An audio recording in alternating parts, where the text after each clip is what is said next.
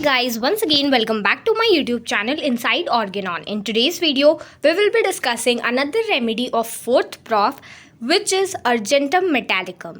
Friends, argentum metallicum जो ये remedy है ये प्योर सिल्वर से बनाई जाती है. So before we start discussing this remedy मैं आप लोगों के साथ एक इन्फॉर्मेशन शेयर करना चाहती हूँ that daily I will be posting one video of important remedies जो कि 4th प्रॉफ के एग्जामिनेशन में पूछी जाती हैं. So if you do not want to miss the updates of inside Organon please subscribe to it and hit the bell icon so that जैसे ही मैं वीडियोस अपलोड करूँ आपके पास नोटिफिकेशन पहुँच जाए. यहाँ पे मेंशन किया गया है that toll thin irritable person, जो अर्जेंटम मेटालिकम का पेशेंट होता है वो टॉल थिन और इरिटेबल होता है. Elements from abuse of mercury, ज़्यादातर जो अर्जेंटम का पेशेंट होता है उसको मर्करी के अब्यूज़ की वजह से प्रॉब्लम्स हो जाती है. कॉन्स्टिट्यूशनल इफेक्ट्स ऑफ ओनाइज्म, ठीक है. तो जो अर्जेंटम मेटालिकम का पेशेंट है उसमें ज़्यादातर प्रॉब्लम जो भी कॉन्स्टिट्यूशनल इफेक्ट्स आते हैं वो ओनाइज्म दैट मीन्स मास्टरबेशन की वजह से आते हैं. Effects the cartilages, tarsals, ear, nose, Eustachian, ठीक है. तो ये ज़्यादातर इफेक्ट इन सारे पार्ट्स को करती है.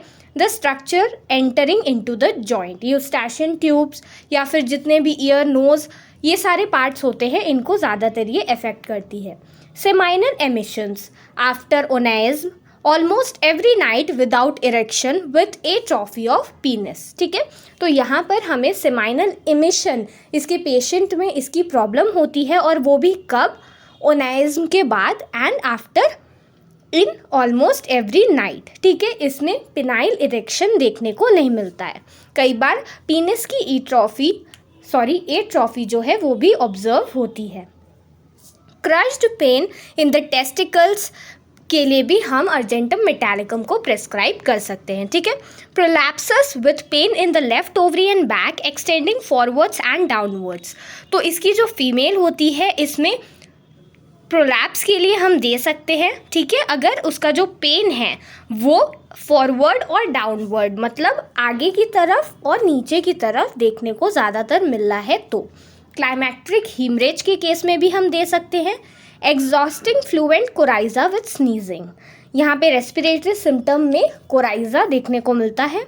Hoarseness of the professional singers and public speakers, so basically argentum metallicum जो रेमेडी है वो हम प्रोफेशनल सिंगर्स को भी दे सकते हैं. अगर वॉइस का बहुत ज़्यादा यूज़ करने की वजह से, जैसे मैं भी बहुत टाइम अगर वीडियोस रिकॉर्ड कर लेती हूँ तो वॉइस में होर्सनेस आ जाती है, तो उस कंडीशन के लिए ये एक बहुत अच्छी रेमेडी है.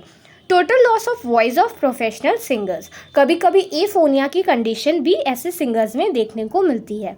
थ्रोट एंड लैरिंग्स फील रॉ और सोर ऑन सॉलोइंग और कफिंग, तो यहाँ पर जो सिंगर्स हैं इसमें लॉस ऑफ वॉइस देखने को मिलते हैं एंड इनकी जो थ्रोट होती है वो काफ़ी ज़्यादा रॉ हो जाती है एंड सॉलोइंग दैट मीन्स कुछ भी घोटने पे या फिर खांसी आती है तो उनको बहुत दिक्कत होती है.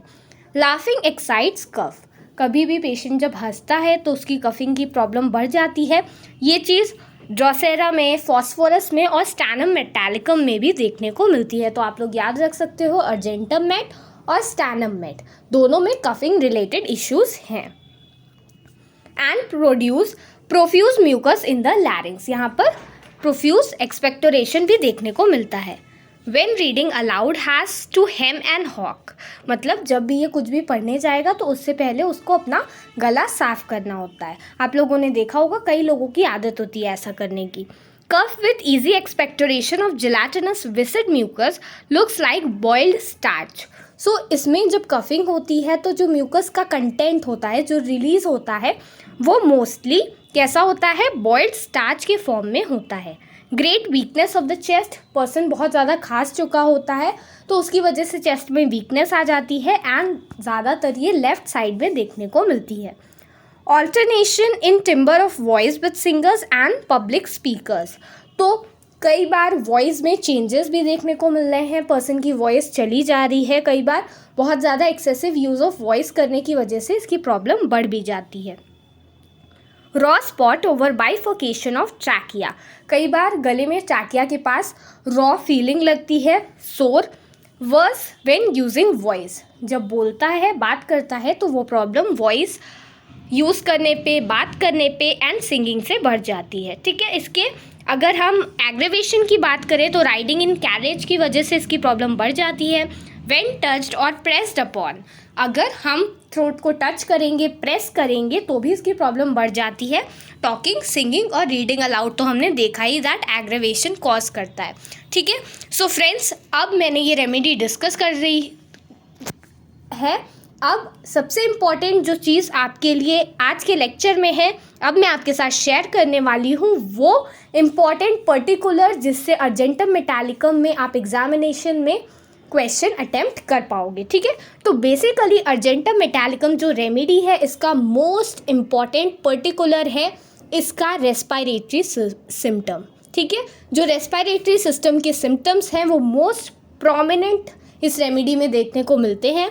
तो अगर आप एग्जामिनेशन के लिए प्रिपेयर कर रहे हो तो please please please do not forget to prepare the respiratory symptom of argentum metallicum. Also friends, अगर आप चाहते हो कि आज का एक्सप्लेनेशन अर्जेंटम मेटालिकम का आपको समझ में आया है तो इस वीडियो को लाइक कीजिएगा और अपकमिंग अपडेट्स के लिए इनसाइड ऑर्गेनॉन को सब्सक्राइब कर दीजिए। Thank you.